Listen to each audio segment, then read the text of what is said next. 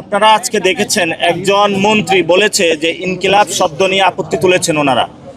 আমরা বলবো যে ইনকিলাব, ইনসাফ, আজাদি এই সকল যে শব্দ রয়েছে, এই সকল শব্দ আমাদের জীবনের অবিচ্ছেদ্য অংশ।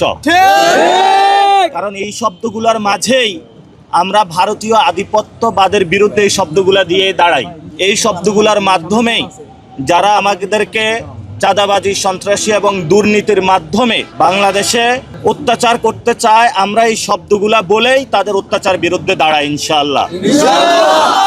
এবং যাদের ইনকিলাব, ইনসাফ এবং আজাদি শব্দে গাত্রদাহ হয়, তাদের মধ্যে আমরা দেখতে পাচ্ছি যে ভারতীয় প্রতিচ্ছবি।